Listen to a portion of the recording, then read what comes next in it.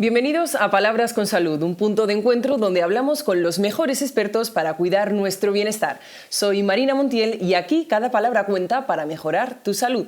En este episodio hablamos de los miedos y de cómo limitan a muchos de quienes los sufren en su día a día. Para abordar este tema, hoy en este podcast tenemos a un invitado muy especial, Perico Durán, comandante de vuelo, un experto en aviación y gran divulgador ayudando a personas a superar su miedo a volar. Bienvenido, Perico. ¿Qué tal? ¿Cómo estás? Muchas Muy gracias. bien, muchísimas gracias por venir a este espacio, a Palabras con Salud. Gracias a ti por invitarme. Hablar de ese miedo que impide a mucha gente pues, poder hacer y de realizar su día a día y rutinas que lo hacemos cualquiera, pero que para ellos es pues, bueno, sí, todo un logro. Me gustaría empezar preguntándote ¿qué es el miedo para ti? El miedo es una emoción básica y universal que todos tenemos. Es el mecanismo de protección que tenemos para cuando se nos presenta una situación que percibimos como peligrosa. Es fundamental en nuestra supervivencia. Entonces, en ese sentido se puede decir que el miedo es una cosa buena, aunque suene lo contrario, ¿no? ¿Y alguna vez... Esto es como un poco fuerte, ¿no? Porque, claro, vives a lo mejor la mayoría de tu tiempo lo vives flotando en el aire, ¿no? ¿Alguna vez has sentido miedo? Bueno, miedo, o sea, todas las personas sentimos miedo. Hoy, por ejemplo, o sea, en mi día a día, yo me imagino, o sea, luego me imagino que me preguntarás por en aviación, en mi día a día, hoy, por ejemplo, que iba con el niño, hemos parado en un sitio y entonces ha ido a abrir la puerta y te da miedo que le pueda pasar algo con el coche, ¿no? Entonces ahí, o sea, te das cuenta, iba pensando sobre ello y digo, todo el día tenemos miedo por alguna cosa. Cuando cocinas y para no quemarte, por ejemplo, pues tienes miedo y es lo que te protege. Cuando algo que tenga que ver con los niños, cuando vas a cruzar una calle, pues miras hacia los dos lados, ¿no? Entonces eso en el día a día todos tenemos miedo y es una emoción y es una protección fundamental para la supervivencia. Y en cuanto a la ansiedad, porque una cosa es miedo y otra ansiedad, ¿no? Sí, la ansiedad es una emoción que también nos protege, nos ayuda a focalizar la atención en las cosas importantes. Es la voz de la atención que nos dice a esto hay que prestarle atención. Puede ser en el corto plazo, por ejemplo, si tú vas conduciendo y empieza a llover, es la ansiedad la que te dice, ojo, conduce un poquito más despacio, concéntrate un poco más. O a largo plazo tienes un examen dentro de unas semanas, pues esa ansiedad anticipatoria te puede ayudar a motivarte, a concentrarte en pasar ese examen. Eso en las dosis buenas de ansiedad. O sea, es también fundamental. Pero entonces no podemos tampoco definir como que sean emociones malas, ¿no? Esos miedos y esa ansiedad. De hecho son buenas. El problema, porque ya te digo, son fundamentales para nuestra supervivencia y para nuestra protección, son fundamentales. El problema es cuando se complican, cuando empiezan a tomar una intensidad que supera la racionalidad, cuando empiezan a... bueno, de hecho es que se retroalimentan. Si tú tienes mucha ansiedad por volar, en este caso, por ejemplo, te puede dar más miedo todavía volar. Ese miedo te puede dar más ansiedad y se empieza a crear ahí un círculo vicioso que te puede complicar bastante y puede llegar a empezar a limitarte un poco tu calidad de vida. ¿Podemos decir que la ansiedad y el miedo desemboca en la fobia? Claro, cuando tú lo normal es empezar en el caso aeronáutico, ¿no? Por ejemplo, con un poco de miedo a la turbulencia, con un poco entonces antes de volar empiezas a tener ansiedad porque vas a volar. Entonces cuando se empieza a retroalimentar y encima empiezas a recibir los inputs que vemos en las redes sociales, siempre que hay una turbulencia la gente que lo sube, los documentales de catástrofes aéreas, los titulares sensacionalistas que se alejan muchísimo de la realidad, al final empieza a alimentar ese círculo vicioso y poco a poco cuando tú empiezas a evitar exponerte a la aviación y tus planes empiezan a cambiar, ya no vas de viajes a sitios largos, empiezas a hacer vuelos más cortos o incluso empiezas a posponer planes o te empieza ya a limitar tu vida en cuanto a trabajos en otros sitios más lejanos o no ir a ver a familiares porque, oye, pues que vengan ellos, ¿no? Cuando esto empieza a limitar tu calidad de vida o tu desarrollo personal o tu desarrollo profesional, es entonces cuando empiezas a adentrarte en el terreno de la fobia.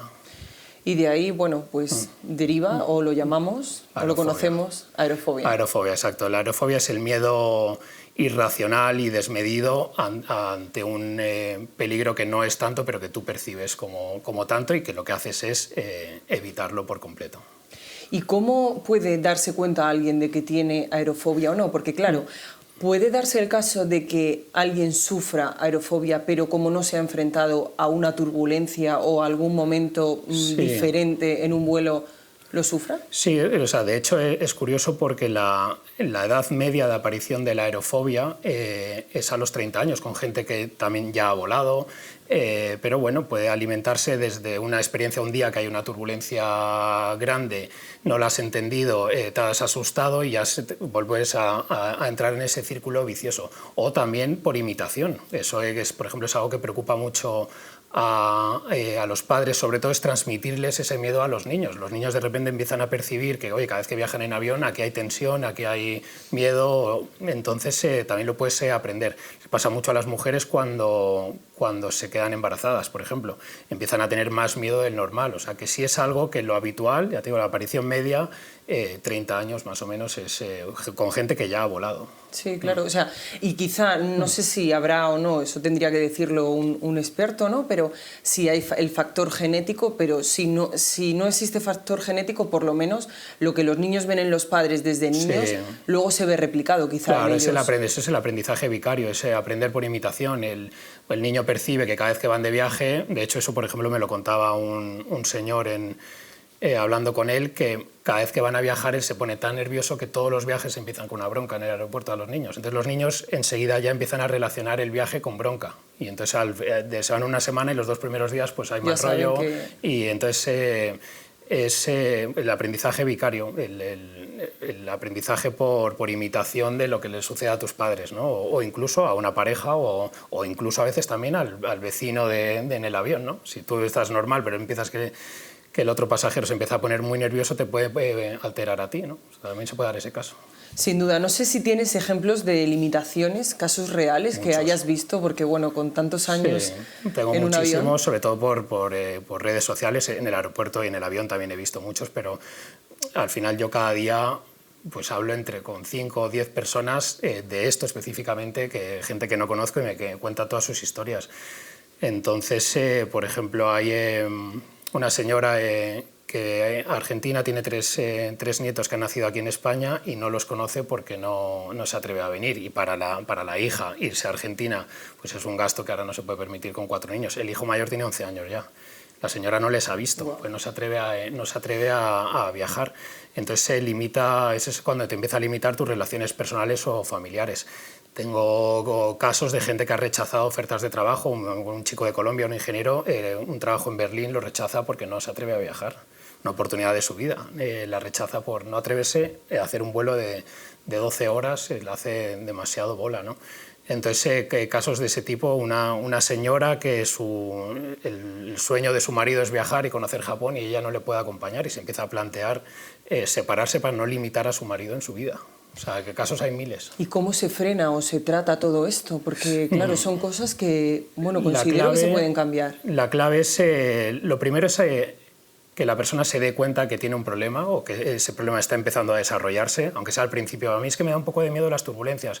Bueno, pues vamos a frenarlo antes de que acabe derivando en una fobia, ¿no? Primero es darse cuenta, lo siguiente es decir que quiere ponerle freno, tomar la decisión consciente de ponerle freno y luego tiene que prepararse una resolución del problema, por así decirlo, y lo tiene que apoyar en 2 pilares. El más importante es la terapia, da igual la fase, cuanto más dentro de la fobia estés, más importante es la terapia. Pero también lo es importante a lo mejor al principio de la misma, cuando empiezan los primeros nervios, pues ir a terapia siempre es bueno. Y lo mismo con la formación, aprender de cosas de aviación, de qué es una turbulencia, qué es una tormenta, cómo evitamos, cómo funciona la industria, por qué es tan seguro todo, pues también es muy importante. Quizá es más efectivo al principio, cuando empiezas estos primeros nervios, oye, pues si los puedes frenar ahí y puedes evitar entrar en ese círculo vicioso. Sí, que se haga más grave el problema. Que se haga más grave, cuanto antes mejor. Fenomenal. ¿Y la terapia más común? La terapia más común, por las cosas que yo he ido investigando y leyendo, con la que más utilizan es la terapia cognitivo-conductual, donde el terapeuta intenta, a través de mucha conversación con el paciente, cambiar sus ideas catastrofistas por pensamientos más realistas. Pues esa idea de el avión se va a desintegrar, el avión se va a partir en una turbulencia, todo eso, intentar ir cambiando y enseñándole a derivarlo. Oye, la turbulencia es incómoda, no es peligrosa. o solo es peligrosa si no llevas el cinturón, pero al avión no le pasa nada. Entonces, ir cambiando ese pensamiento, ¿no? Porque esa formación es muy importante, claro. Claro, ahí tú le das las herramientas, por ejemplo, a la hora en temas de aviación, pues investigar sobre cómo funciona un avión, cómo es una turbulencia. Esto te va dando herramientas a las que tú te puedes agarrar para razonar incluso con el terapeuta, ¿no? Tú ya sabes que es una turbulencia, entiendes por qué no es peligrosa y pues, te puede evitar llegar a esas creencias irracionales. Es verdad que cuanto más dentro estás de la fobia, cuando tú ya has empezado a evitar viajar, que es lo que nunca hay que hacer, nunca hay que evitar volar, pero cuando estás más dentro de la fobia, la formación pierde peso con respecto a la terapia, pero también es importante para tener dónde agarrarte en esos razonamientos, ¿no? Para parar esas creencias limitantes o esas creencias irracionales. Sí, sobre todo porque bueno, hay gran desconocimiento para la mayoría de gente, los que no estamos en vuestro sector, es algo como inalcanzable, ¿no? Dejamos nuestra vida y todo en manos de vosotros y conocer cómo se trabaja y cuál es el día a día de, claro. pues, de un avión te hace estar como más seguro. Claro. Imagino que muchas veces te mirarán y te preguntarán que tienes en tus manos sus vidas, sus claro. miedos y absolutamente todo. De ti depende que todo salga bien. Sí, la realidad es que lo que es bueno para la gente es entender que la aviación es una industria extraordinariamente segura. O sea, en aviación hay una cultura de la seguridad que debería implantarse obligatoriamente en el resto de industrias. En aviación todo el mundo, desde la persona más nueva que acaba de empezar a trabajar hasta los consejeros delegados de las empresas, tiene la cultura de seguridad en el ADN metido. Entonces, realmente, a veces la gente tiene la sensación en la aviación de que a lo mejor un vuelo es como una especie de aventura, ¿no? Que tú vas ahí, vas a cruzar el océano y vas ahí como si fueses un marinero del siglo XVI, ¿no? Y realmente es que está todo estudiado, está todo escrito, se es precavido por naturaleza. La seguridad es lo más importante que hay. Entonces, yo creo que cuando la gente les empiezas a contar cosas de, no, es que esto no es una aventura, esto está escrito, es que si así no puedo despegar, es que no vamos a despegar así, es que no se hace el vuelo, no pasa nada, se hace mañana. O sea, que cuando la gente entiende todas estas cosas, mucho se calma por el tema de la turbulencia. Realmente, un avión nunca se ha estrellado por turbulencia en la historia. Entonces, la gente, no, nunca, ni se va a estrellar. O sea, es que los aviones se resisten 3 y 4 veces más que la turbulencia más grande jamás registrada dentro de un huracán. O sea, un avión no se va a caer por una turbulencia. Sí, lo que pasa es que te quedas, ¿no?, con el comentario que hace tu vecino, el amigo, la cuenta de Instagram o cualquier cosa, claro. Te quedas con esa información en vez de beber claro. de profesionales como tú. No, por ejemplo, muchas veces, y es algo que está súper extendido, que si el avión cayó en un pozo de aire, en un vacío de aire, y es como, ¿qué es un vacío de aire? O sea, si es que eso no existe. Entonces la gente tiene miedo, yo entiendo que para... O sea, no existe un vacío de aire. Un vacío de aire no existe porque es como pensar que en el aire de repente hay una zona donde no hay nada. Es como un kilómetro cúbico, por ejemplo, donde no hay nada. ¿Por qué pensamos que en el aire no hay nada en una zona y en el agua, no, sin embargo, no nos imaginamos que no haya nada, ¿no? Pues el aire también son moléculas y siempre hay algo. Entonces, pero cuando uno lee el titular, el avión cayó en un pozo de aire, en un vacío de aire. Tú imagínate para el pasajero que tiene miedo pensar que eso es una posibilidad. Claro, o sea, y es que a mí precisamente hace poco me hablaron de esos vacíos de aire y ahora cada vez que cojo un vuelo y hay como un movimiento extraño pienso, ¡buah! Esto es un vacío de aire. Ahora viene el vacío de aire. No sé cuándo va a acabar o si ya he salido o si voy a entrar. De hecho, pero claro, muchas veces es el titular que está traducido de otro idioma, también las prisas, también el sensacionalismo también hace mucho su papel. Hace unos meses hubo una turbulencia muy fuerte en un avión de Singapore Airlines y la noticia ponía, y el avión perdió 7.000 pies. Ese avión perdió 42 metros exactamente. Obviamente a esa velocidad es mucho, o sea, es una sacudida bastante fuerte, pero no son 7.000 pies. 7.000 pies son los que bajó el piloto luego voluntariamente, coordinado con el controlador, para buscar una altitud donde el avión no se moviese. Pero si tú pones pozo de aire, el avión cayó 7.000 pies, pues la gente, claro, el que tiene miedo, el que empieza a tener fobia, pues ya se muere, claro. Hemos hablado de miedo, de fobia, de ansiedad. Hablamos de ataque de pánico. ¿Qué es el ataque de pánico? El ataque de pánico es un trastorno de la ansiedad, es como el culmen ya de la crisis de ansiedad, es cuando el miedo se desborda totalmente. Es bastante duro para el que lo sufre porque uno de los rasgos más importantes es que la persona tiene sensación de muerte inminente, o sea, él piensa literalmente que se va a morir. Tiene muchos síntomas fisiológicos como taquicardia, hiperventilación, sudoración extrema, sequedad. Entonces hay veces que es muy difícil distinguirlo de otras cosas y el que lo sufre realmente lo que está pensando es que se va a morir.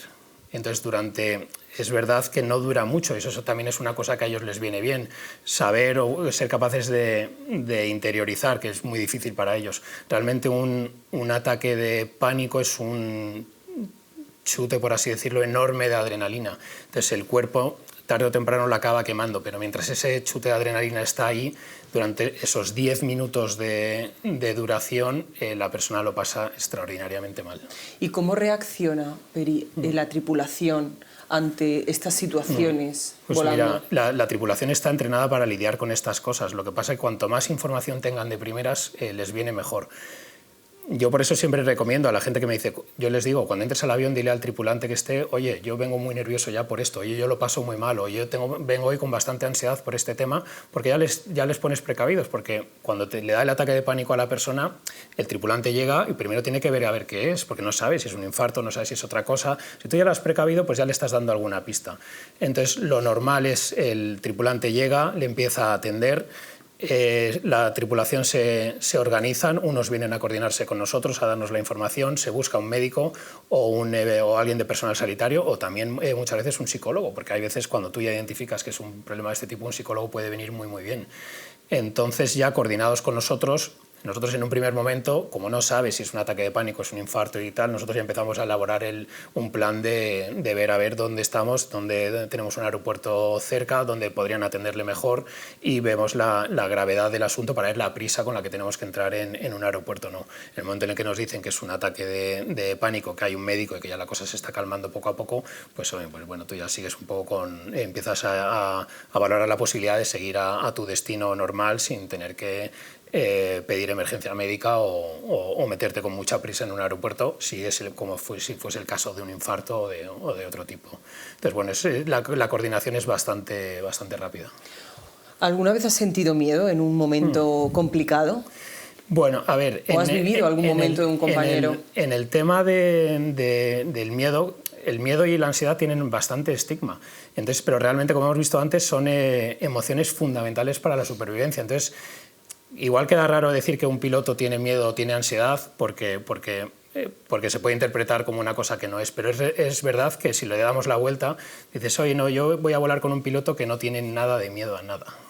Nadie querría eso, ¿no? O que no tiene capacidad de concentrarse, ¿no? Entonces nosotros, obviamente, como somos seres humanos, esas emociones las tenemos miedo y tenemos ansiedad. Lo que pasa es que tú las filtras por una capa de años de entrenamiento, de formación, de preparación, de simuladores, un montón de cosas, y le pones ese filtro por encima para aprovecharlas en tu favor. Entonces el miedo se te convierte en prudencia, en cautela, en ganas de aprender más, de estudiar más. Respeto, imagino. Claro, respeto, pues no ser temerario, por supuesto, y la ansiedad te ayuda a concentrarte, en caso de crisis fuertes que pueda haber en un momento dado, saber discernir de todos los inputs que estás teniendo, qué es lo importante en ese momento, qué requiere más tu atención. Entonces, al final, tú utilizas estas emociones en tu favor y en favor de la seguridad. ¿Has escrito un libro, Peri, para hablar de todo esto? Sí. ¿Por qué te has decantado?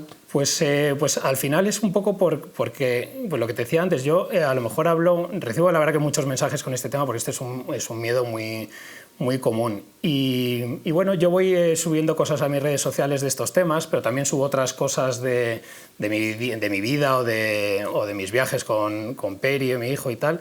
Y entonces era una forma de decir, oye, pues esto podría tenerlo de alguna manera ordenado, ¿no? Para que, oye, si puedes ayudar a más gente, pues mejor. Y yo creo que un poco por llegar a más gente y porque la gente también tenga una forma rápida y fácil de acceder a esto, ¿no? Y no tener que ver todos mis vídeos sueltos y tragarse cosas que a lo mejor no les apetecen, ¿no?